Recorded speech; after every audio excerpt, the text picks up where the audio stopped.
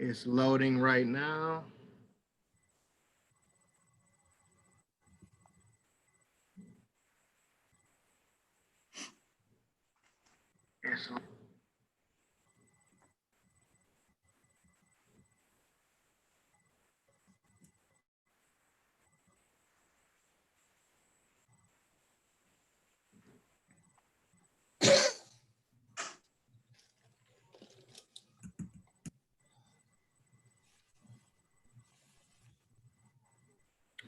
And we are live.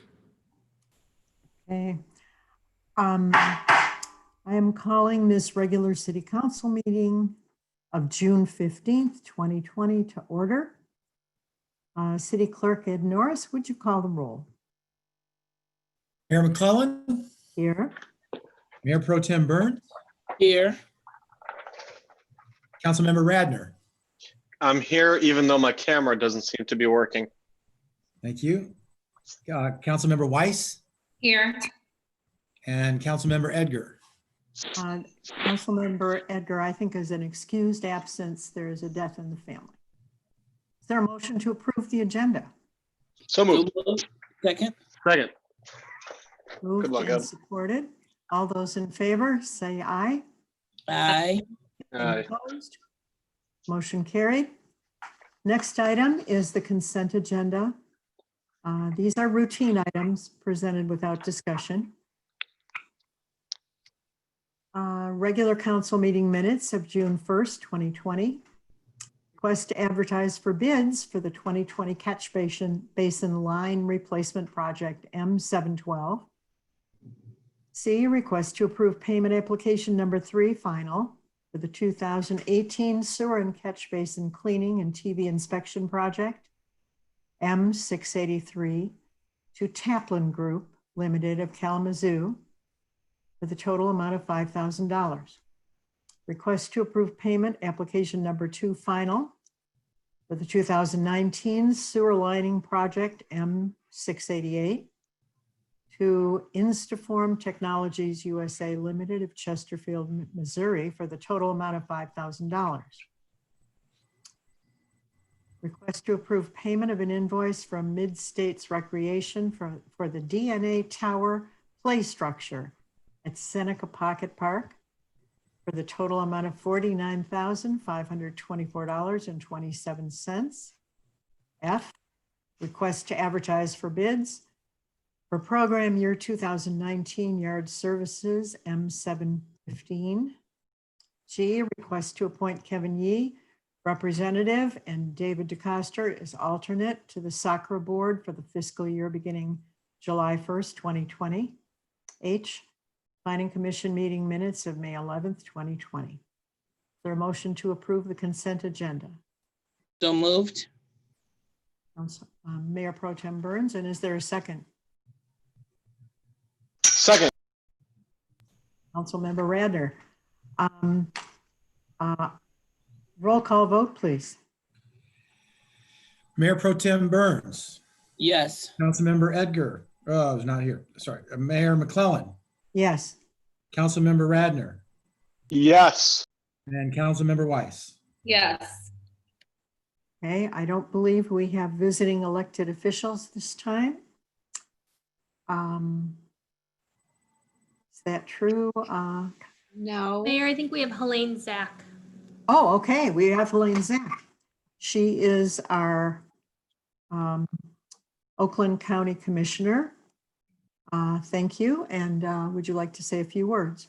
Yes, please. Thank you. Am I unmuted now? You are. Okay, so I'm one of the 2 Oakland County Commissioners for Oak Park. I represent east of Coolidge from 8 to 10 Mile.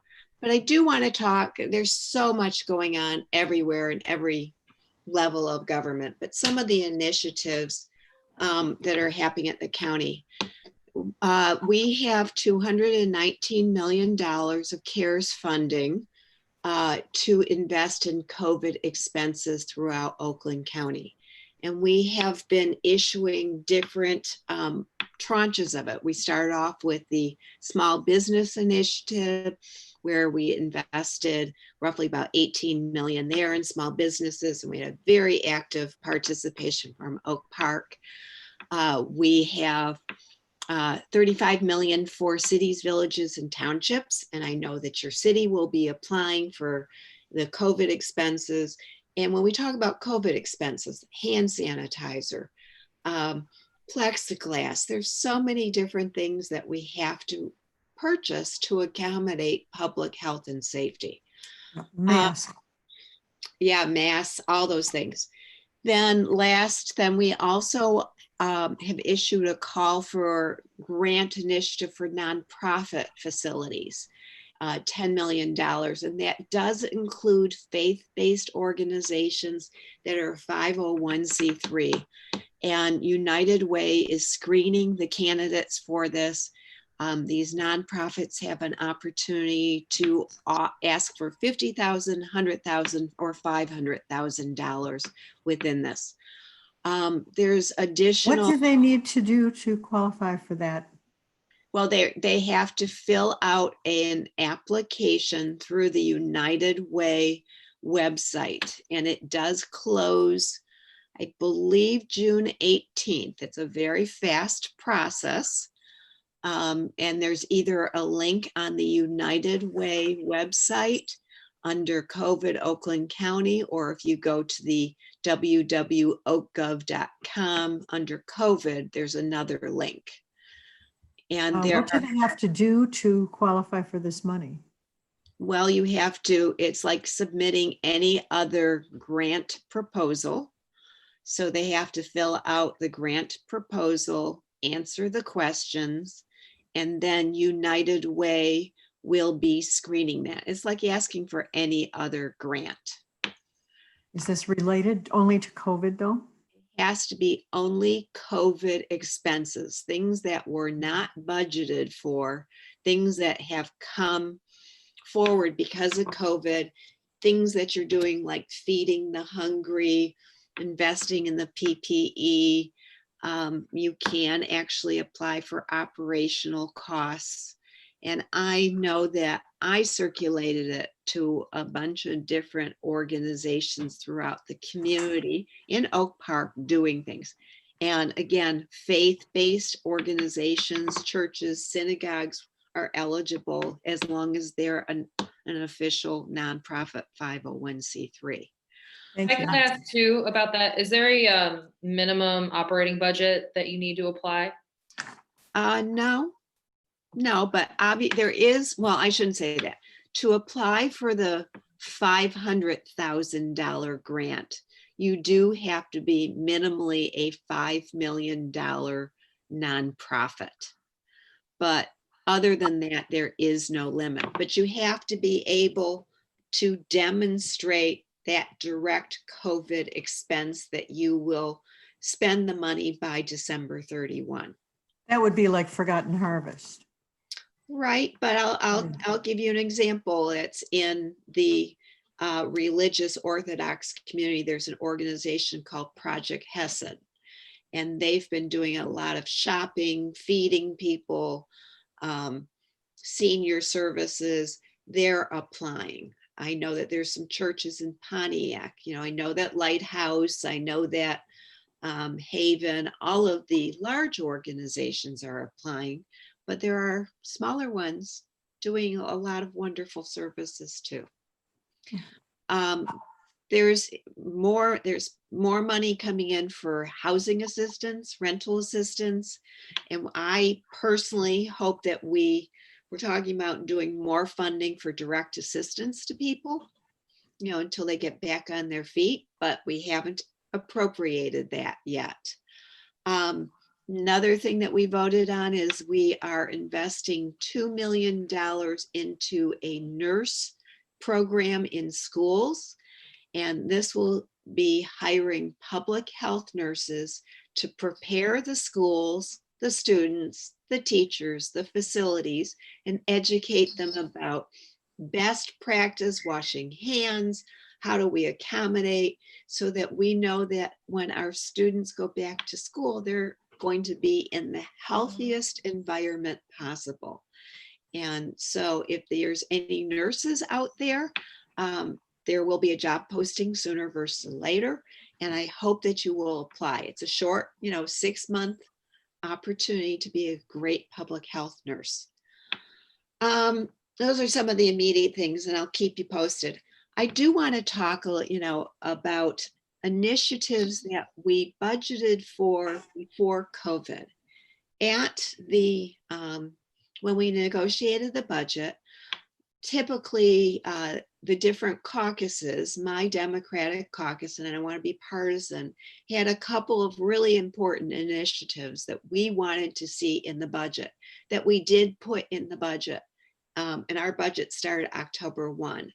One of them was to hire a chief of diversity, inclusion, and equity officer. And that chief position, and it came out of the Board of Commissioners, and it was agreed upon with the Oakland County Exec, Dave Coulter, to hire this chief that would report directly to the county exec. And unfortunately, that process got delayed because of COVID. I know when I went to Chicago the end of February, the exec team was screening great candidates for that position. So we were able to announce, I think it was last week or the week before, our first chief. She's a 36-year-old woman that last worked at Rochester Schools, the mayor's former system, did the exact type of diversity, equity, inclusion. And the goal is not only for our staff and our organization, but to have someone leading all initiatives throughout Oakland County with this diversity lens. So I'm very excited about it. Timing couldn't be better. Along with other minority issues, that another thing we had in the budget October 1st was $100,000 for additional minority health care. And we clearly have expanded our healthcare initiative where we are going to partner with Honor Health, what we call Oakland 360, so that Honor Health, which is our federally qualified health plan in Oakland County, is coming into both of our health department locations. Our one on Southfield and Catalpa, that's very close to Oak Park. And we're building out offices. Eventually, we're going to have mental health. But more importantly, we're going to have regular health services for regular people within the health department. I'm very excited. And that's going to help create better access for all residents. We're also, so I'm excited about that. And that should be done, at least the first phase, within a month or two. So I'm excited about that initiative. One final thing that we're talking about, that there's a resolution that we're going to be voting on soon, is to do some specialized programming for minority businesses that are impacted by COVID, using some of those CARE dollars. So that's something else going on. Well, any questions for me?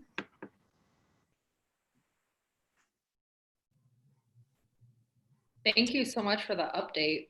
Thank you, Commissioner Zach. Yes. Mhm. Oh, I'm sorry. And Vic, there's also initiatives to fund and work on elections too, to be continued, because there's additional costs with that as well. So if there's any other needs you have, let me know. Good news. Thank you so much. Thank you. Commissioner Zach, I do have one question really quick while we have you. Sure. You had mentioned that there may be some additional testing happening in Oak Park. Has that been confirmed? And can you speak about that a little bit more? Okay, so one of the things that I was doing is I was reaching out to elected officials. The county is going to bring testing into churches in Oak Park, outreach. And so I don't have that schedule yet of the Oak Park contingent. They did Southfield churches last week and weekend, and I don't have the schedule yet, but I will definitely keep you posted. The goal is to bring more testing where people are, access to testing. and faith-based organizations unite a lot of people. So I appreciate the mayor, council people that gave me suggestions to take to the county, but it's not scheduled yet. It is coming. Thank you. Thank you. Thank you, Elaine. Thanks. Okay, next, we have we don't have special recognition or presentation, but we do have a public hearing to receive public comments. I was on Oak Park Council meeting when you called. Yeah. Oops. Elaine, oh, there you go. Public comments regarding the request by GAO Corporation, Ganrong Chen, doing business as Crazy Crab Seafood Restaurant, 13351 West 10 Mile, for the issuance of a Class C liquor license. So we would like to open the public hearing. If anyone of the participants is here with a comment just about that specific restaurant taking the place of the previous Asian restaurant that was there for many years, now is the time. Said anyone who would like to speak for this public hearing, if you're joining us via Zoom, Something is wrong with your audio. You have a really bad echo. any better? No. No, not working. I can take it. Okay. Anyone here that is on Zoom that would like to speak to this public hearing, please use the raise your hand function and we will call on you that way. Is there anyone that would like to speak on this public hearing?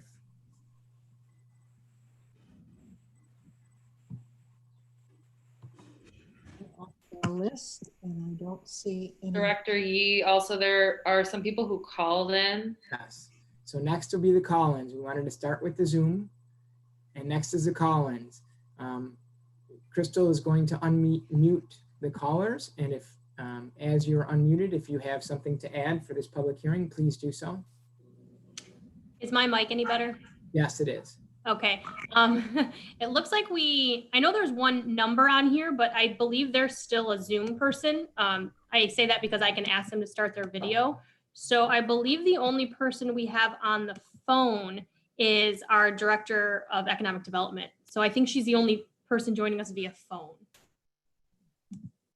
And I don't see any hands raised.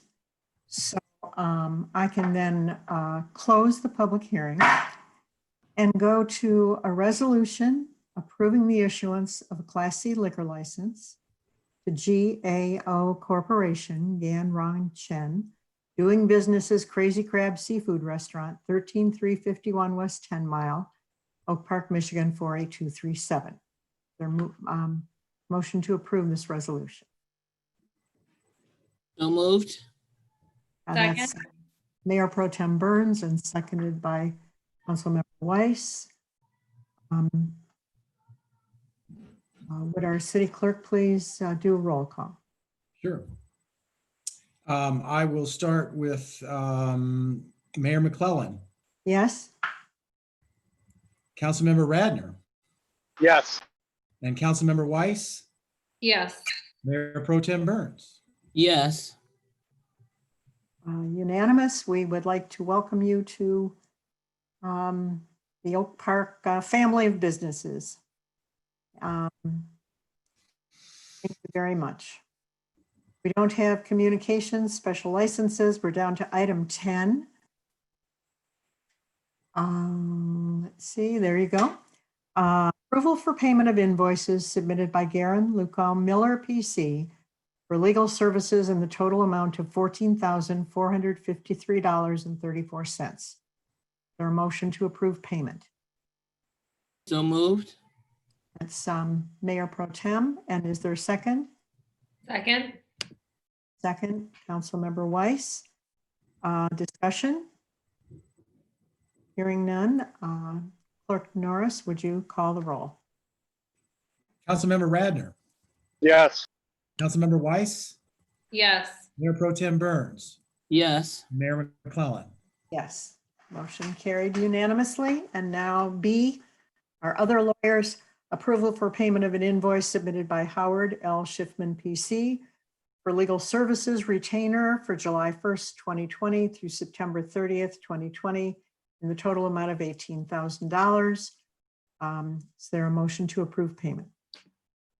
So moved. Second.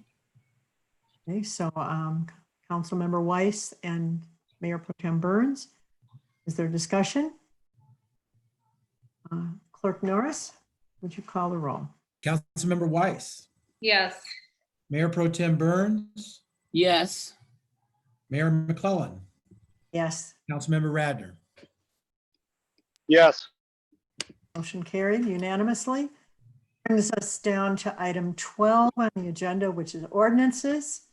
Second reading and adoption of an ordinance to amend Chapter 82 Utilities of the Code of Ordinances of the City of Oak Park, Michigan by amending sections 82-313, determination setting the rates and charges to be imposed for the consumption and use of water and sewer services.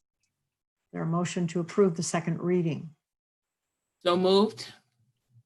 Mayor Pro Tem and Councilmember Weiss. Under discussion, I wonder if our Assistant City Manager would just briefly talk about this ordinance. Yes, absolutely. So this is the second reading of an ordinance that that changes our water and sewer rate. As was discussed here, the rates for the actual water, the rates for the sewer, which now have been divided. So there is a separate stormwater charge, which I will be discussing in a PowerPoint presentation under the city manager's report. And there's also adjustments for the from the Great Lakes Water Authority and Oakland County Drain Commissioner for what's called high strength surcharges and industrial waste. So that's what this is, a second reading and request to have it approved for adoption. Appreciate that. Any discussion or questions? No. City Clerk Ed Norris, please.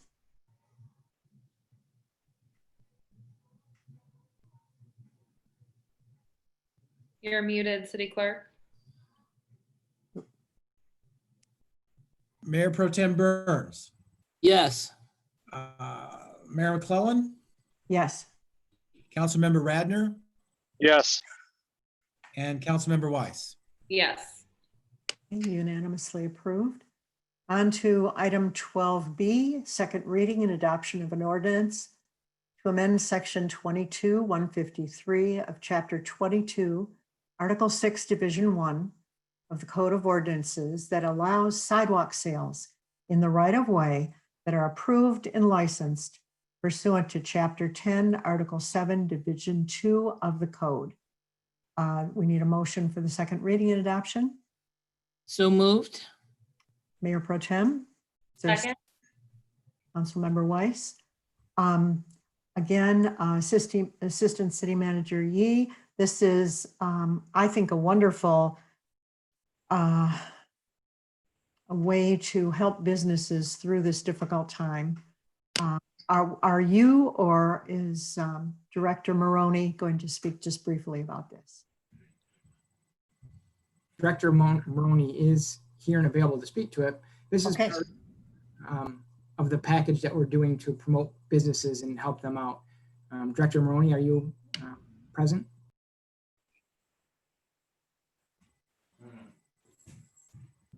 Okay. So this is allowing, I will go through it briefly. This is Sure. a change in our ordinances to allow, I'm sorry. Oh, actually, Director Maroney is requesting to be unmuted. So let me get her on. Hold on one second, please. Oh, here she is. Can you hear me now? Unmuted. Yep, now we can Yep. hear you. Okay, great. Thanks for filling in, Kevin. As Kevin stated, it's part of the larger package we put together to assist our businesses during COVID.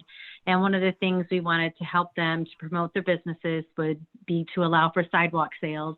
And the amendment of this ordinance will allow us to go ahead and move forward in giving that opportunity to our businesses. We'll be doing it in different areas of the city over the next few months. And if you're in a certain area of the city on the day designated, you can host a sidewalk sale through applying for an application.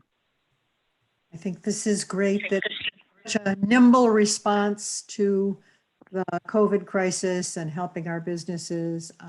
Appreciate everyone's moving quickly on it. Are there questions for Director Maroney?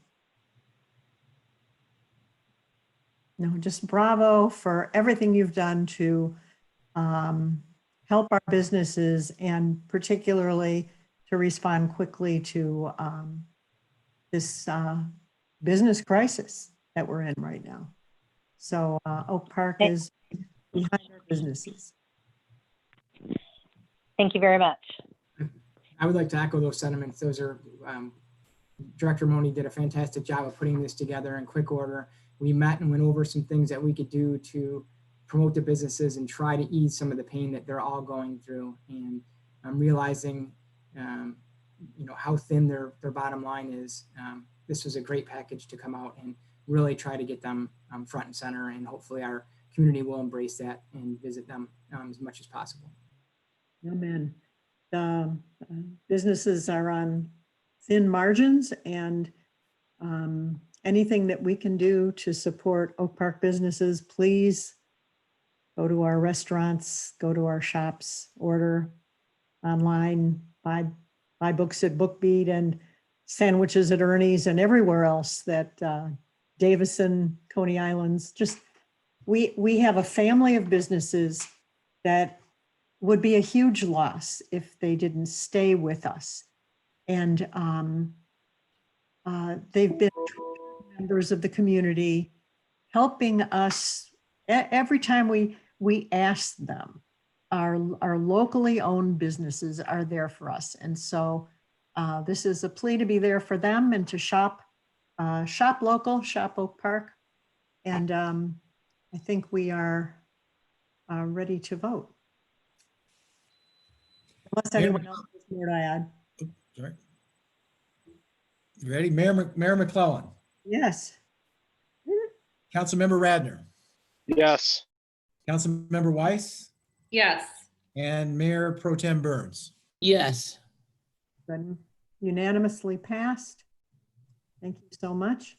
Our city attorney is here, and we have asked her to look into the state model ordinance on fire pits, what restrictions are put in, what is recommended to put into an ordinance. I believe that burning was prohibited in the 70s, if I'm correct. Please correct me if I'm wrong. And has been not allowed ever since. So would our city attorney please give us a complete update on this? Thank you, Madam Mayor. I did circulate a memo to council earlier today. The current Code of Ordinances broadly prohibits burning of all substances in the city of Oak Park. And this is contained within Chapter 62, which is part of the refuge management portion of the Code of Ordinances. The proposed revision, in order to accomplish a goal of allowing some types of bonfires and fire pits in the city, would be to provide for a small amendment to that section to remove the prohibition against burning of wood, and then which would automatically defer back to the section 42, which incorporates the Fire Prevention Code of 2015, which was uniformly adopted by the city of Oak Park. That Fire Prevention Code regulates bonfires and fire pits on residential properties by, number one, ensuring that the requisite distance is maintained between the fire and the residential structure, and also ensuring that residents are maintaining fire extinguishers or water source close to the fire, as well as adult supervision. Those fire maintenance code requirements can be modified by council depending on the unique circumstances of the community. The lot lines or the lot requirements which are incorporated into that fire maintenance code do take into account that Oak Park lots traditionally tend to be on the smaller size. So council does have the discretion to modify those particular lot size requirements, but you want to keep in mind that the overall objective is public safety. And we want to take into consideration also that a lot of the homes in Oak Park are located closely together. So that is a uniform standard that we want to adopt citywide. I'm happy to answer any questions that anyone has as to the current law. So is there some kind of provision for not being, can it be written into the ordinance, or just would the nuisance ordinance, if somebody was bothering their neighbor with doing this too much or too often, or when the wind was blowing toward them, or do you write that it can't be a nuisance to the neighbor, or is that just then covered by the nuisance ordinance itself? The current ordinance does provide that it can't be a nuisance to the neighbor. And a lot of that has to do with the refuse burning portion of the Code of Ordinances, which I would recommend that the city consider retaining, because that portion of the Code of Ordinances largely regulates the materials that may be burned in a bonfire or a fire pit. And we're looking to limit those materials to what's referred to as a clean wood, meaning woods that do not have lacquer or any type of additives or chemicals added. You cannot burn your garbage, you cannot burn leaves. Those types of materials are actually regulated at the statewide level. And those are the materials that are going to create odors, thicker smoke, those types of items that would create a nuisance to someone's neighbors. We're also asking in the proposed revision to have residents consider the weather conditions on any particular night. And if the wind is blowing particularly hard or in the direction of a neighbor, maybe they could use their own discretion as to whether or not a fire pit or a bonfire would be appropriate under the circumstances. Right. I think when I was small, back in the dark ages, my dad used to rake the leaves into the street by the curb and burn them. That was kind of the way it was done way back when. And I think that the ordinances in the 70s wanted to do away with that kind of thing. And there weren't fire pits. So we're adjusting to a new item, a new popular item with this. Would anyone like to question the city attorney about anything about fire pits? Madam Mayor, Yes, please. just a point of clarification, because I know we're in city attorney portion, but this current ordinance is not on the agenda for tonight. We're just discussing it, right? Yeah. We're not voting tonight, correct? That's correct. Okay. So you will have an ordinance ready for us for the next council meeting? I can do so, Madam Mayor, and also to clarify your comment regarding the leaves. In the 70s, 1973 specifically, the city did broadly prohibit that. And actually, leaf burning is designated by the Michigan Department of Environmental Quality, which prohibits cities with populations of greater than 1,700 residents from allowing refuse and yard waste burning in yards unless there is a specific ordinance allowing it. And if we chose to adopt that type of an ordinance, it would have to be presented to the Michigan Department of Environmental Quality for review and approval prior to adoption. The reason for that is that yard waste tends to generate very thick smoke. So when you have a densely populated area, that tends to create a lot of allergens and irritants that may pose a problem for some residents. I do have one question regarding, I understand not burning large quantities of leaves or yard waste. My understanding from what you had sent us is that the two items that are allowed to be burned are clean wood and paper. For kindling purposes, are people allowed to burn small quantities of like leaves or pine needles or nothing at all? No. Sticks, I mean, I think sticks or something? But like sticks, would sticks be allowed? That would No. fall within the definition of clean woods, and what is defined as clean woods by the Michigan Department of Environmental Quality is woods that are pure wood, not treated by lacquer, paints, or other types of synthetic substances, because those are the types of substances when they're burned that they can emit dangerous chemicals into the air. A clean Okay. dry wood, isn't it? Dry? Ideally, we would like it dry, but the clean wood designation is intended more to prohibit the chemical substances from entering the air. Excellent. Any other questions? I have a Okay. question. Yes. Would I be able to use kerosene or those starter sticks that have that are pre-soaked in kerosene, or is that illegal? The kerosene is permitted on a grill or an enclosed stove, but under the Fire Prevention Act, the only starter substances that are permissible are paper and clean woods. Okay. I mean, I don't know if I speak for everybody here, but I think that at least from my perspective, I think it would make more sense to allow kerosene than paper. Paper, when it burns, it turns into ash and flies all over the place very quickly. Kerosene gets burnt up very, very quickly. So that's just my opinion. Kerosene has that black smoke in the air.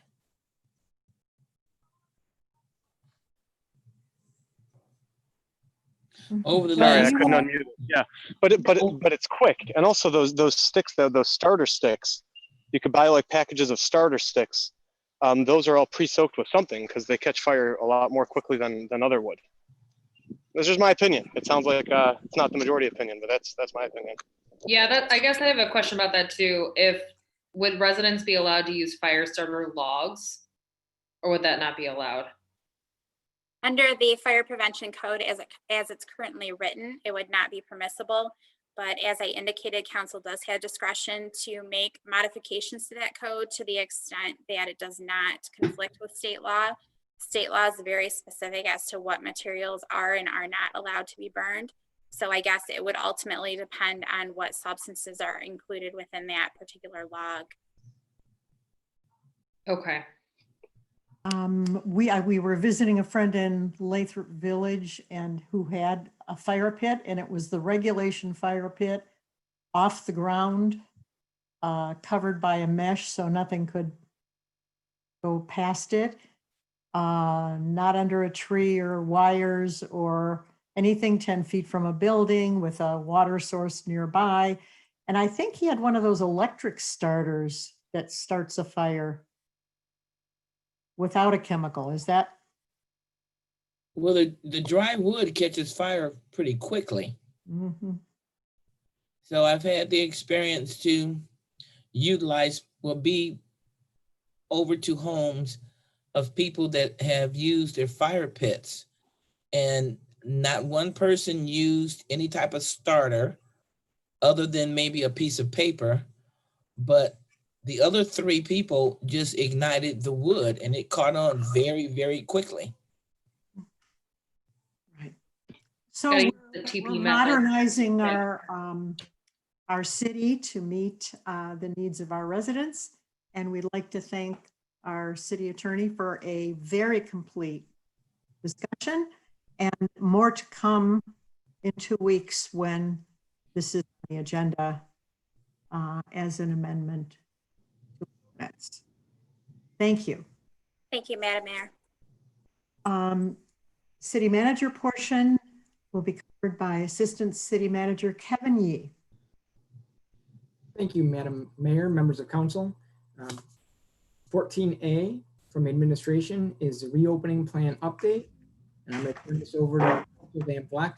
Director Van Vleck has been working diligently with Vicki Brooks in the HR department on our reopening plan. First of all, how's my mic? Good. Is it okay? Okay. Mhm. Good evening.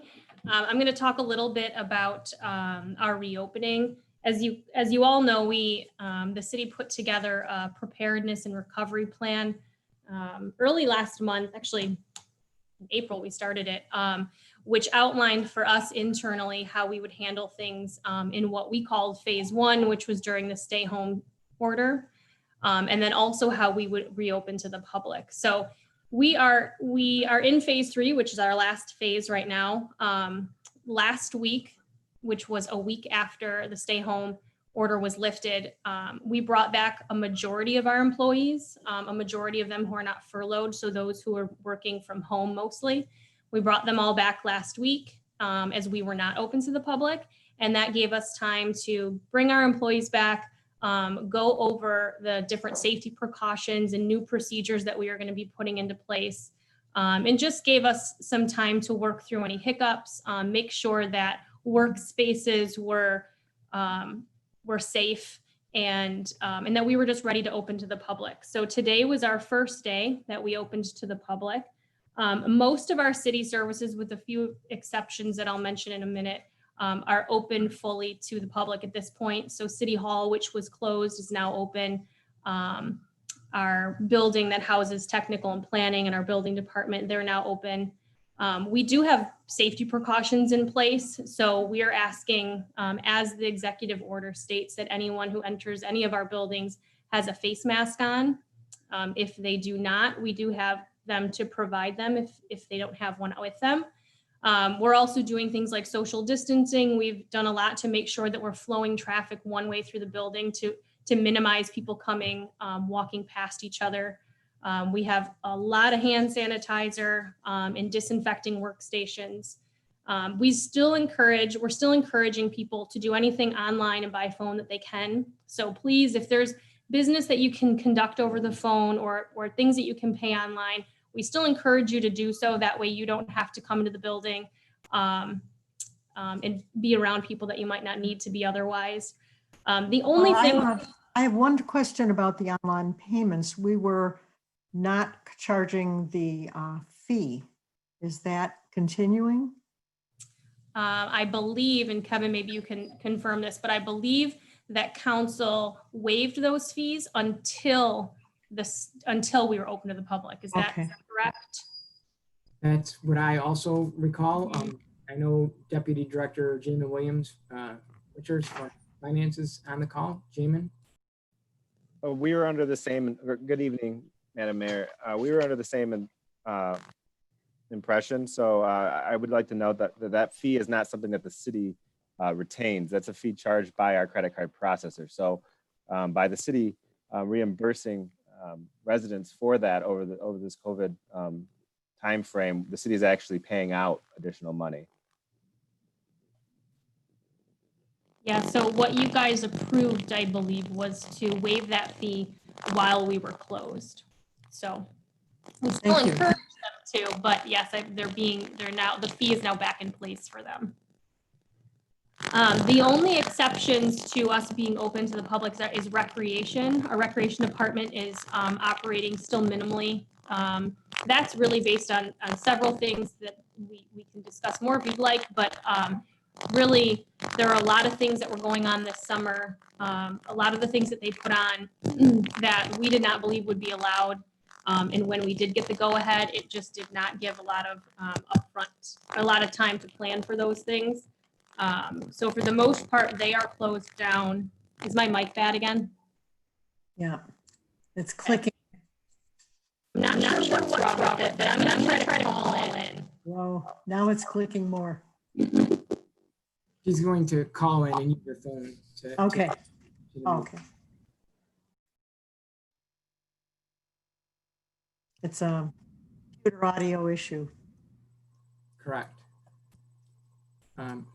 So she was going through the opening plan, and I believe she was at the question period. So are there any other questions about our opening plan? You didn't mention the library yet. She talked about recreation being minimally closed, but we didn't get the library dates or plans yet. Yeah, before we go on to the library, I know we're talking about programming, but is the recreation building, like, can people go into the building currently, or is that closed off right now? The building is open for technical and planning services, but I don't believe that recreation is offering any services at this point. Lori, can you speak to that, please? Sure. Good evening, Madam Mayor, City Council members. Yes, currently the recreation building, the community center is closed. We are answering the phones, but we do have a couple of staff that are furloughed. So our services are minimal. We're getting ready for our bus service. We're getting back to having the seniors being picked up for some essential offerings such as medicals, grocery stores, pharmaceutical errands, things like that. And our farmers market will be starting July 1st. Oh, and would you speak briefly about the parks and the bathrooms and the picnic tables, that kind of thing? Sure. Currently, the parks are open. We're seeing a lot of walkers and exercise, people just exercising in the park. A lot of picnickers. Of course, with the governor's orders, we have up to 100 people that can gather at one time and safely social distance. Our picnic areas are open. Shelters are open. We have some rentals. A lot of folks have canceled as far as the shelter rentals, and we have given full refunds. But we have our first rental that is under 100 this Saturday afternoon. The bathrooms are getting prepared to be open sometime this week. I don't know, Kevin, you might know a little bit more about the bathroom schedule. But basketball courts are closed because you can't safely social distance and play a game of 5-on-5 or 1-on-1 safely. But other than that, everything is open. Thank you so much. Thank you. Any questions about the recreation reopening? I have a question. Councilmember Radner. I don't know if this is recreation, but I'm getting asked a lot from at least people on my block and several others. Are we going to be allowing block parties in late August? Oh, I think Or do we not know the answer to that? I think at this point, we don't know the answer to that. Outdoor gatherings are permitted under the governor's order with restriction.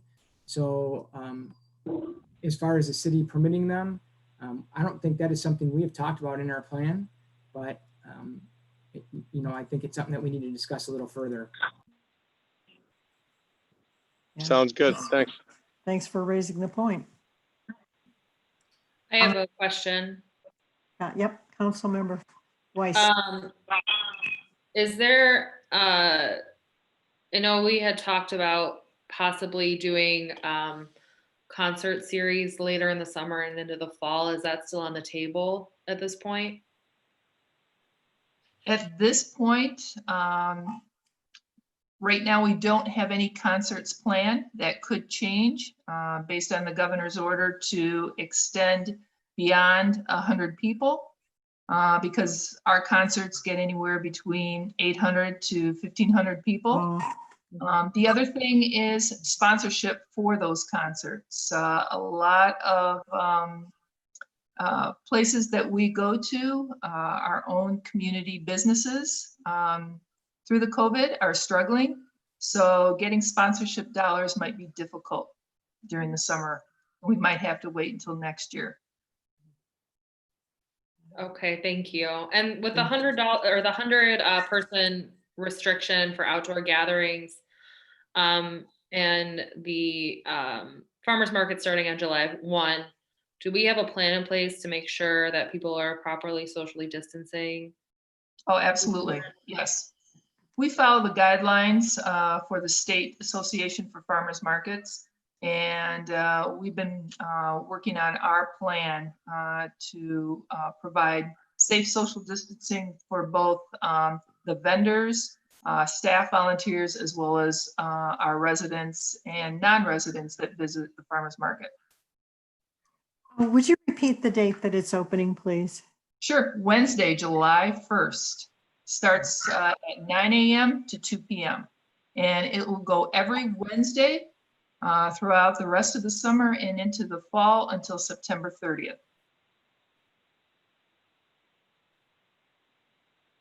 Thank you. Little Are there any Sunday light in days? the darkness. No, just every Wednesday, I think she said. Yes, every Wednesday. Okay. Any further questions about that one?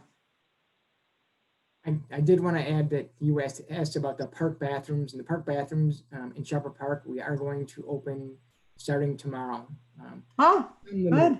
But we are going to open them tomorrow. We're going to post warnings on there just to let people know that, you know, they're going to be cleaned, but they can't consistent, you know, I mean, it's still enter at your own risk because you can't consistently clean it. And, you know, it's still going to be a park restroom. Right. Bring your Clorox wipes. Pretty much everywhere you go nowadays. Honest. Yep, we're starting to get used to new ways, and we can do it. We can certainly do it. I think it's back to Director Van Vleck, who was going to finish, I think, when we got off into this discussion. Can you hear me better now? Yes. Okay. So the last piece of this would be the library. And I believe our library director's on if she wants to add anything to this, but they are doing things virtually right now. And then they plan to reopen for business on June 22nd, but that'll look a little bit different for a while. The library won't actually be open for people to come inside, at least for the foreseeable future. I think that they're targeting August, but more to come on that. But they're going to be doing curbside services where you can call the library between the hours of 11 and 4. At that point, you give the clerk your library card number, you request your items, and then they'll have the package and everything ready for you within 2 hours. Once you get to the library, you'll give them a call, and then they'll bring everything out to your card that you're checking out. So unless the library director hasn't, did I miss anything that she'd like to add? And maybe she can add anything that I missed as to how they're reopening. Now I'm going to ask, can you hear me? Yes, Yeah. perfectly. We can hear you perfectly. Actually, that's part of it. We're going to continue to do story time online 2 days a week. On the third day, on Fridays, we're going to stream a live story time for older children. We're also going to do a craft for kids. I think he's going to do those on Wednesdays. We're going to do a tech moment on once a week where we'll talk about some technology in terms of computers and hopefully, you know, give people something to hold on to, because from what I understand, we've always had computer classes in the mornings and those won't be available. So this will give them something to work with. And then I'm going to do a weekly, probably for the next 6 to 8 weeks, how to write your first novel. So those are hopefully things that'll keep the patrons and the residents of Oak Park engaged. Wonderful.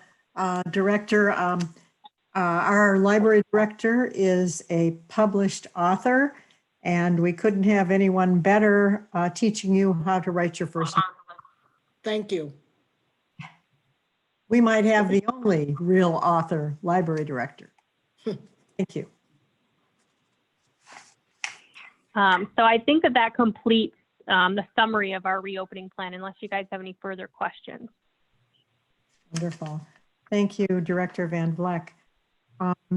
Back to Assistant City Manager Kevin Yee for the 2020 Oak Park millage renewals. Thank you. And I'm going to call on Director Van Vleck again, who has been leading our meetings and work group on our millage renewals. Okay, so we're taking tonight to just kind of get started and informing the public of these 3 ballot measures that they'll see on the August ballot. Just to give you a heads up, next the next council meeting, we'll have a much more comprehensive presentation that will be given on these millage renewals, which will have more information, help the residents understand a little bit more. We'll talk about a little bit more in depth, but we wanted to make sure that we start talking about it and make sure that people understand that it's going to be there and how important they are. So just a summary, the City of Oak, we have 3 ballot millage renewals on the August ballot. They are not tax increases in any way. Each of them are renewals of their current millages, that we have, and each of them are for a period of 10 years. So just to break each of them down a little bit, the first one is our public safety, what's called a Headley override millage at 0.599 mils. So that's 0.599 cents per every $1,000 of taxable value, which is something we'll go over a little bit more when we give the presentation at the next meeting. But this millage was originally voted on in 2010 to help fund personnel, equipment, and operations of the Public Safety Department. If it's passed this year again, if it's renewed, it will bring an estimated $500,000 next year to fund public safety. It funds things, public safety operations and initiatives, things like community policing, our K-9 unit, our public safety open house, as well as basic operations of the department. The second one is our recreation Headley override millage at 0.4799 mils. So again, that's just under 50 cents per $1,000 of taxable value, which again, we'll go over at the next meeting. This millage was originally voted on also in 2010 to help fund personnel, equipment, and operations of the Recreation Department. If this is passed, or if this is renewed, I should say, it will bring an estimated $250,000 next year to help fund some of the recreation amenities that the community has come to know and love, like our Summer Blast, our Winter Fest, and senior programming. The third one is our voted on library millage, also at 0.799 mils. This millage was also originally voted on in 2010 to help fund library operations. If it's passed, it will bring also an estimated $250,000 next year to the library fund to help fund the many programs and amenities offered by the Oak Park Library. Again, it's important to note that these are millage renewals. They will not result in a tax increase at all. In fact, the city's millage rate has been consistently decreasing over the years. Since 2015, the millage rate has decreased 3 mils or 8% due to debt refinancing and also statutory Headley rollback. And we are going to be kicking off, like I said, an information campaign over the next month and a half. At the next council meeting, we'll deliver an in-depth presentation, and you'll start to see flyers around City Hall. We're going to be sending out a mailer to every resident.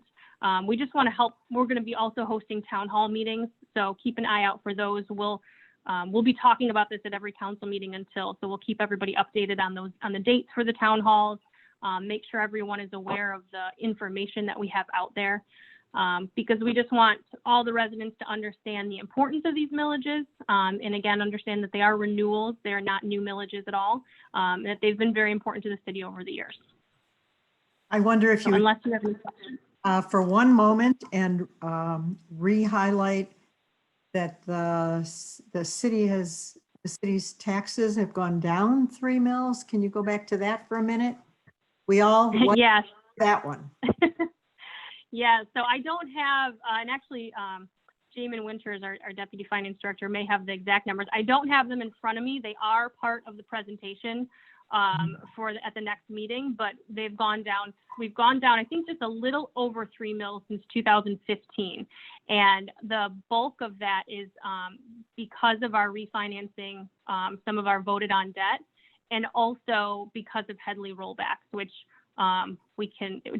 again, we're going to go over that roughly at the next meeting. It can sometimes be hard to talk about that and help people understand what that means. But basically, our millages are rolled back every year because our increase in tax revenue for the most part can only be increased by inflation. But, so more to come. 3 mils lower than 2015 is really wonderful news. Madam Mayor, if I Looks will. like James might have something to add. Yes, Yeah, I can confirm it is. It's actually about 2.56 mils, but this upcoming year, as in the bills that will go out July 1st, we will see another decrease. So it will be closer to 3 mils overall. Good news. I have a question. Councilmember Radner.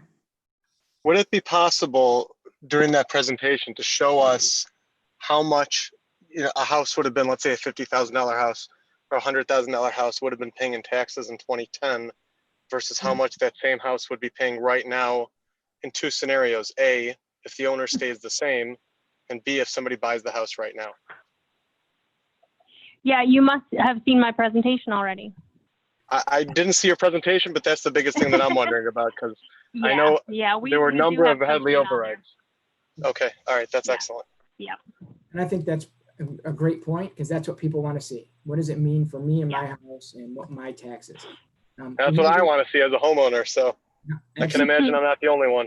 And a little later in the agenda here, we're going to go over that we've just recently refinanced some bond issues for our City Hall project, and are saving a bunch of money again for the taxpayers of Oak Park. So we'll go over that and show you kind of an example of what we're talking about and how we're saving money at every turn. Are there any further questions for Director Van Vleck on the millage renewals? All right, thank you. And Assistant City Manager Kevin Yee, there's a section on the Department of Public Works. We're going to start with the 14C, which is the stormwater rate charge update. Oh, thank you. A quick presentation for you here on what is happening with our stormwater and our water and sewer bills in general. Director Van Vleck, do you have that presentation queued up? Yep, pulling it up right now. Thank you.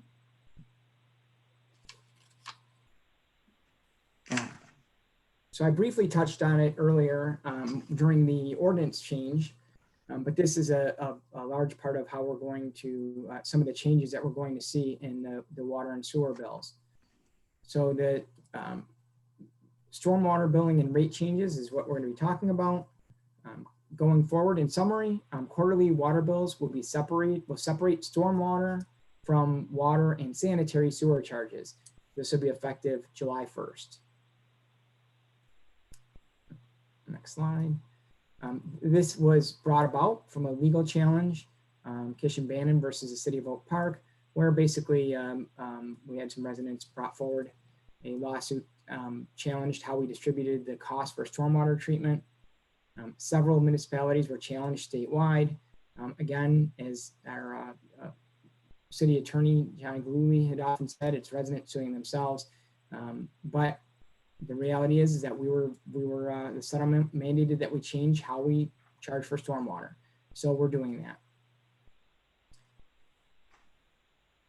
It took a lot of work and effort for us to do, but what we do is we had to take stormwater, which is basically rainfall, melting snow and ice, and we had to divide it up by the area that runs off on what's called impervious surfaces, which are your roofs and driveways, and pervious surfaces. Rain and snow a pervious surface is one that the rain and snow will be eliminated by evaporation, ground soak, accumulation, which might cause flooding. And then the main part that we're talking about, though, is the runoff into the sewer system that it has to be treated. The water and sewer charge covered in the past covered the water and sewer charges cover the sanitary use and the storm. This is how we're dividing up now. Excuse me. The water and sewer charge will cover the sanitary sewer use, so the stuff that is internal to your house, when you flush a toilet, when you run your dishwasher, use your sink and shower. And the stormwater charges are going to cover runoff from land that goes into the system, into the sewer system. What this means to customers, most importantly, the results will be different by each property. So now, again, we're going to take each property and we are going to determine, or we have determined, the amount of surface area of the property and how much of that property is covered by pervious and impervious surfaces. And we're using that to determine how much water we estimate will run off into the sewer system that needs to be treated. Each property will have a designated storm sewer charge based on those criteria. Most residential customers are going to see a slight decrease. And there are a few that will see a slight increase, again, depending on if they have a lot of their property is all house or all, a lot of driveway or a lot of impervious surface. Most commercial properties will see an increase, which does include the City of Oak Park, the school districts, and faith-based organizations. We own a lot of land, and in the past, and like, let's say, some of our parks, we never had a water meter there, so we never were paying anything for stormwater or water and sewer or stormwater at all. Now we are. So the City of Oak Park is going to see $190,000 storm sewer bill that we are going to pay for out of the city's general fund at no additional increases to our residents. And it will actually lower the overall required amount to fund the water and sewer system, which again is why a lot of residential customers, or most residential customers, will see a decrease.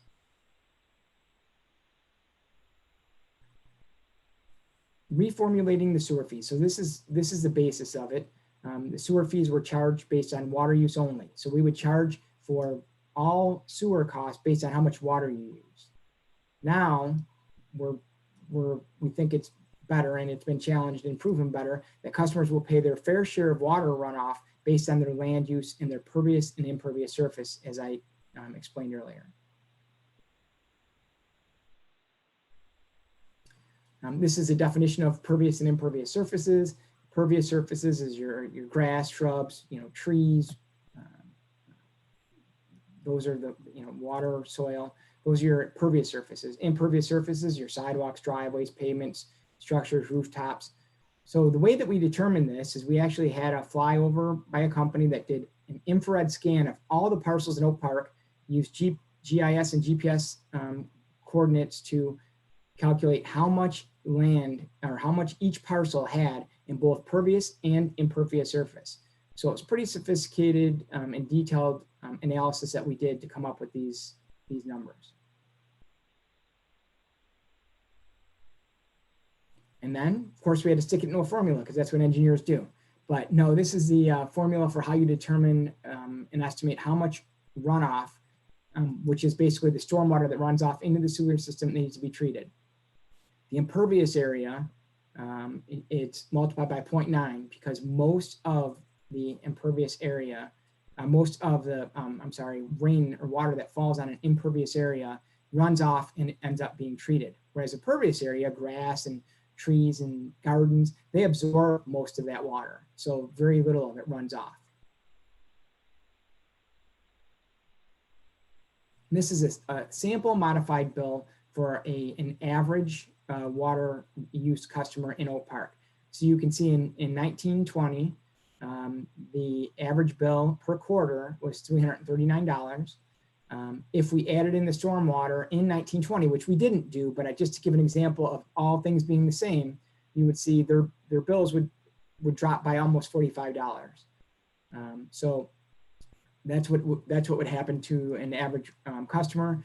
We did have to do increases in the water and sewer, the water and sewer rates, and you'll see what a 2021 bill will look like for that average water customer. It still will go down over $20 for the average water customer.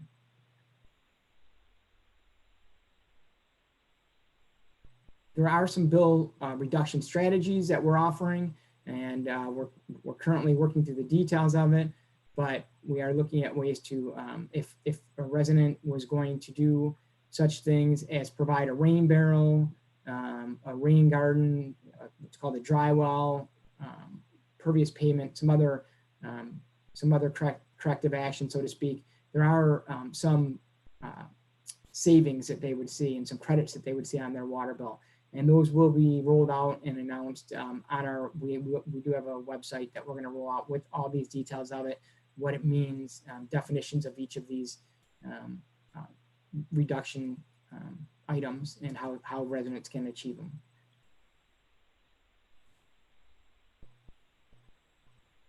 This is our website that we're going to be rolling out here that gives more information on our stormwater fees, and also the contact information for the water department and our water supervisor, Kevin Vanderwall.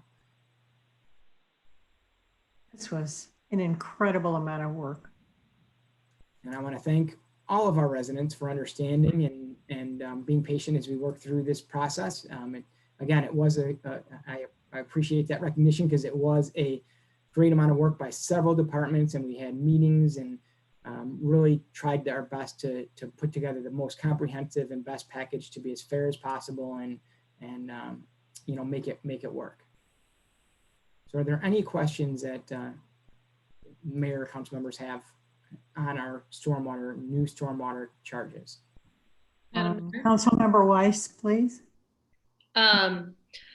First of all, I know I had sent this to the city manager, but I've looked at the website and some of the other materials that the city has created to provide information on this, and really great job. It was very easy to go through and understand.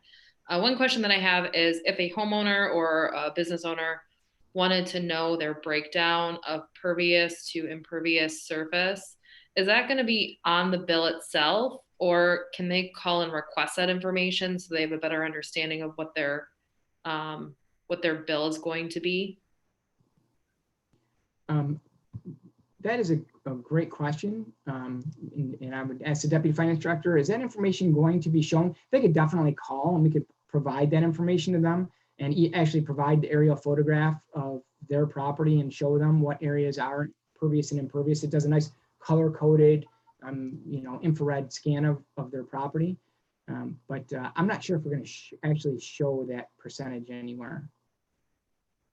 Yeah, so unfortunately, well, the bill that we send out for quarterly bills for residents is rather small. It's a postcard size for postage reasons. So it's only a 4x6 inch size postcard. So it does have very limited space on it, mainly because there's a lot of required information that we have to put on there in the first place. So our intention is to try to put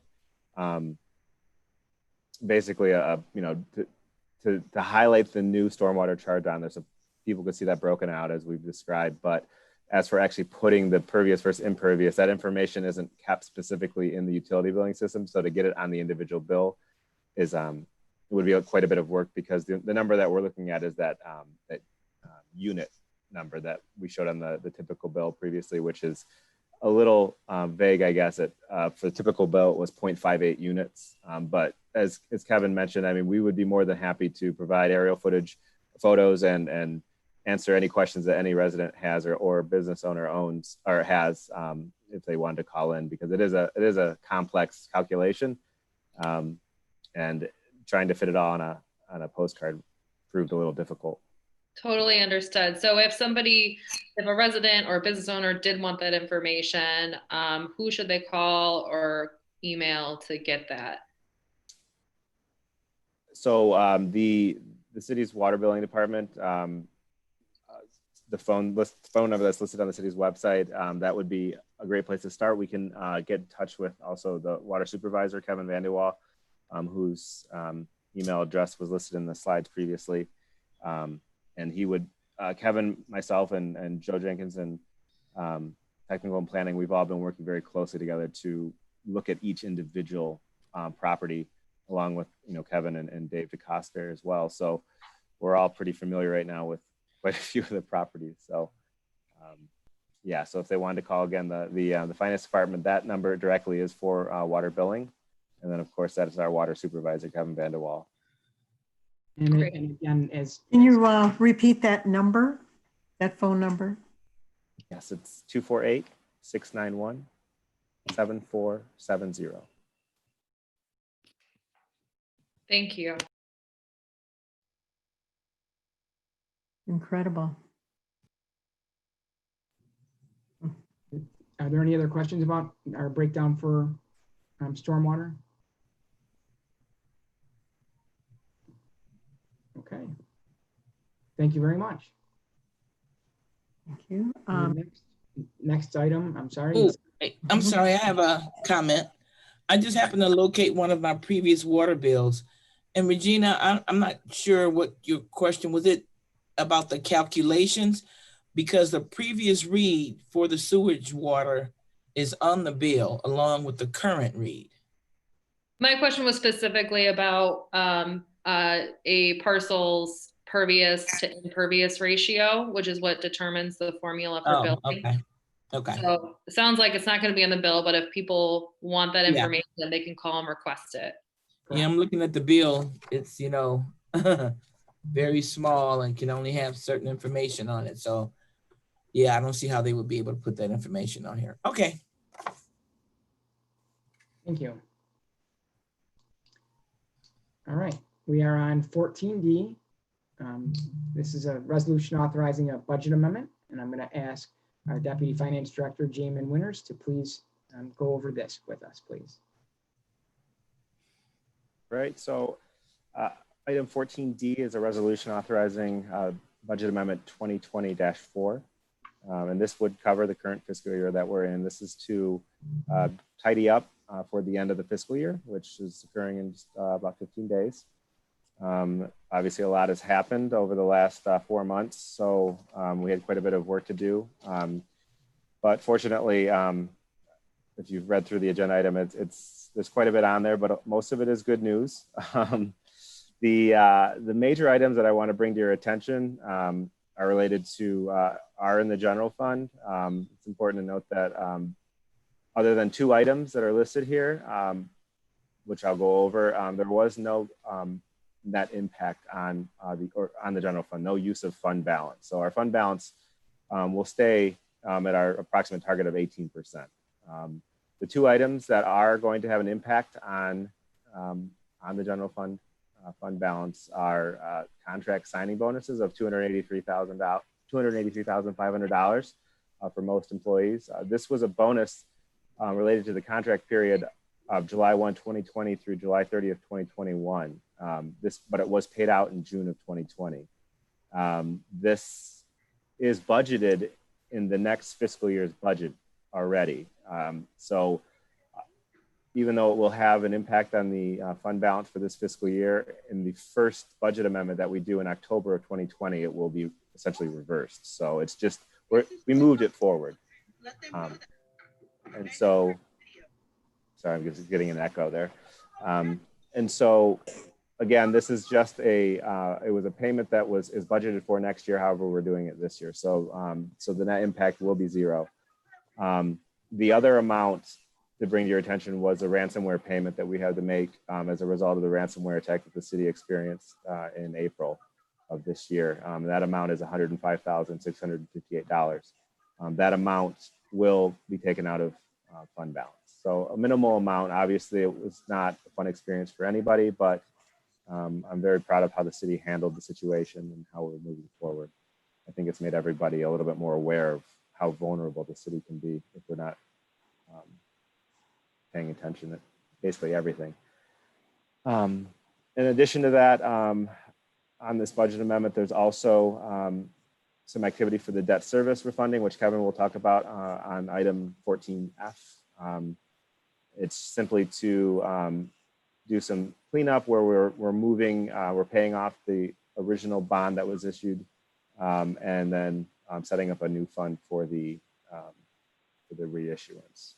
And lastly was the impact that we've experienced from COVID-19 on our public safety retirement system fund. The majority of the funds that we've accumulated for payment of those benefits were in the market. They still are in the market, and obviously there was a decrease in that market itself. But I mean, there has been a rebound. Obviously, it's not back up to the level as it was pre-COVID-19, but that the budget amendment that you see in here is to record what we've experienced in that investment fund. So if anybody has any questions on this item, I'd be happy to answer them.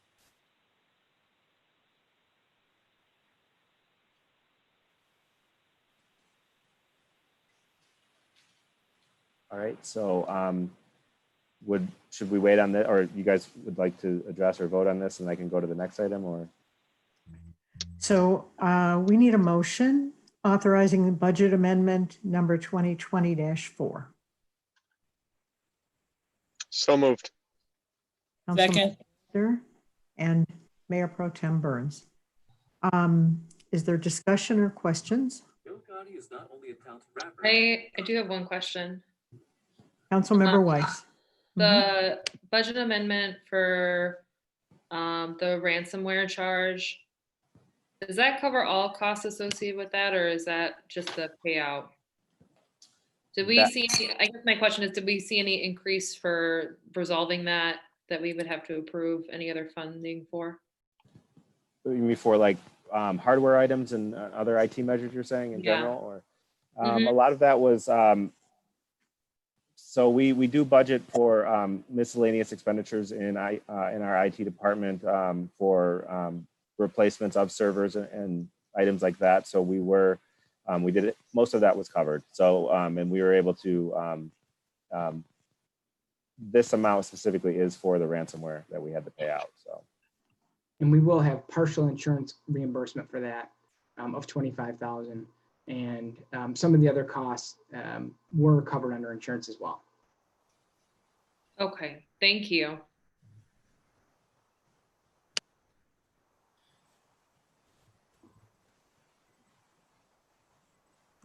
If there's no further discussion, Clerk Norris, would you call the roll? Councilmember Radner, Yes. Councilmember Weiss, Yes. Mayor Pro Tem Burns, Yes. Mayor McClellan. Yes, motion carried. Okay, 14E is another budget amendment. Deputy Director Jamin Winters, please take this one as well. Okay, so this one's a little bit more straightforward. This is a budget amendment for the next fiscal year. So this is for the budget that was recently approved for fiscal year 2021. And this is simply a bookkeeping adjustment. As a part of this settlement for the stormwater charges, one of the conditions is that we more accurately track the stormwater, the expenditures associated with and the revenues associated with stormwater itself. So currently we have a water and sewer fund, Fund 598 or 592, and we are going to break out what was budgeted in fiscal year 2021 that's associated with stormwater into its own fund. So there was $6.2 million worth of, approximately $6.2 million worth of funds or activity that will be transferred into a new fund called number 580. And this amendment allows for that, that transfer.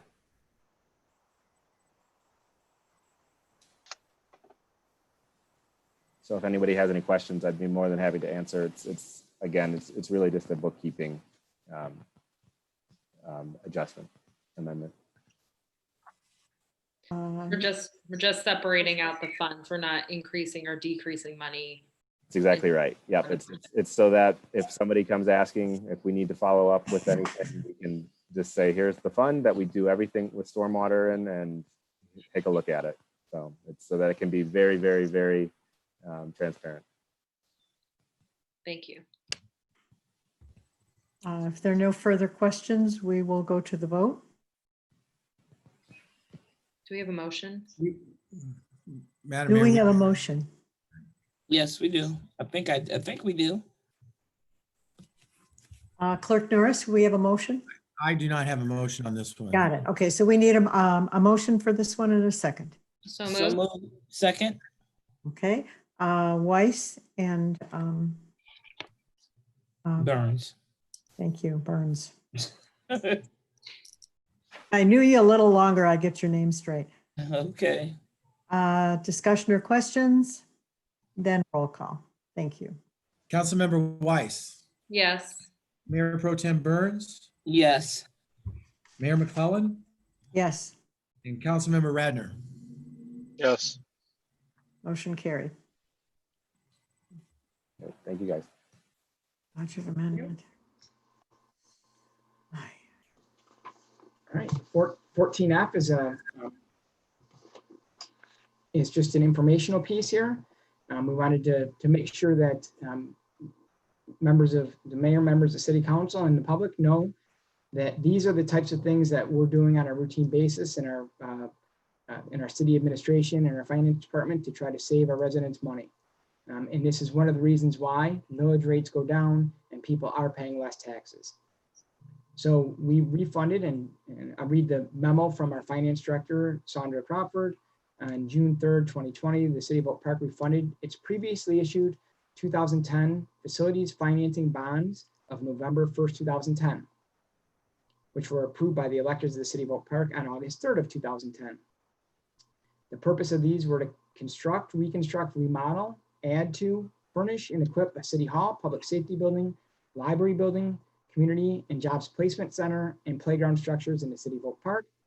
City bonds are payable out of the city's debt retirement fund, which requires the city each year to levy taxes on on all taxable property within the city's boundaries for such payment without limitations as to either rate or amount. The refund will save the City of Oak Park taxpayers $1,865,000. So again, great news, a great job by our finance department to secure these, to secure this refinancing. And you know, it's another way that, again, we're trying to constantly look at saving our taxpayers' dollars. Okay, is there a vote required? No, this is just for informational purposes. Information, thank you.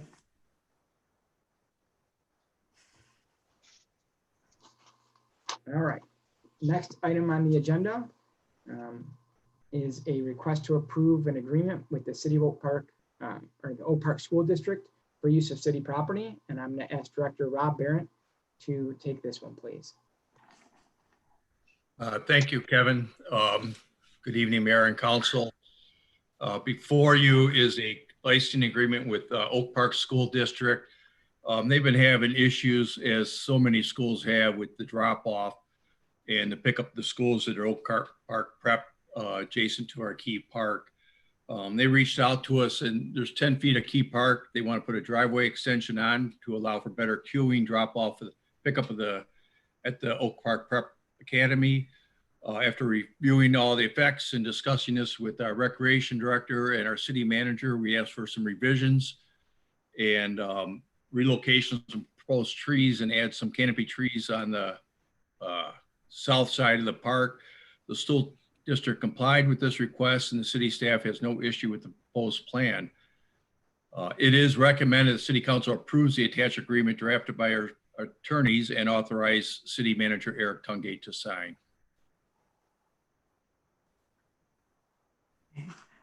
Is there a motion to approve this agreement? So moved. It's Weiss. Is there a second?